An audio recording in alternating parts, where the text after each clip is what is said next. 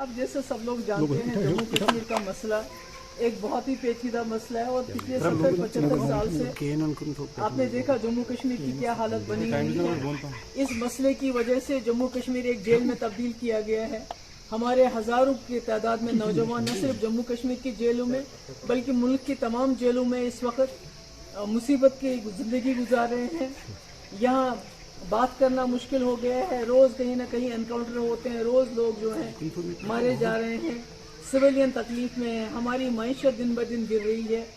तो इस मसले को हल करना बहुत ज़रूरी होता है और ऐसे में अगर पाकिस्तान के प्राइम मिनिस्टर ने कहा है कि हम जम्मू कश्मीर मसले का हल चाहते हैं और साथ ही हिंदुस्तान और पाकिस्तान के बेहतर ताल्लुकात चाहते हैं, ज़रूर होना चाहिए।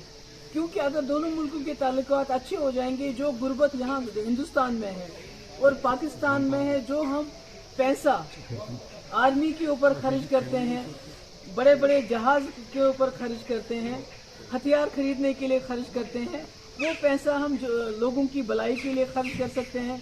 देखिए हमारा मुल्क इस वक्त हिंदुस्तान बांग्लादेश के पीछे चला गया जीडीपी में और गुर्बत में पहले से भी ज़्यादा नीचे चला गया है कि करोड़ों लोग और गुर्बत में चले गए हैं, बिलो पॉवर्टी लाइन चले गए। इसलिए मेरा ये मानना है कि पाकिस्तान के हालात भी बहुत ख़राब हैं, वहाँ सैलाब ने और तबाही मचाई हुई है।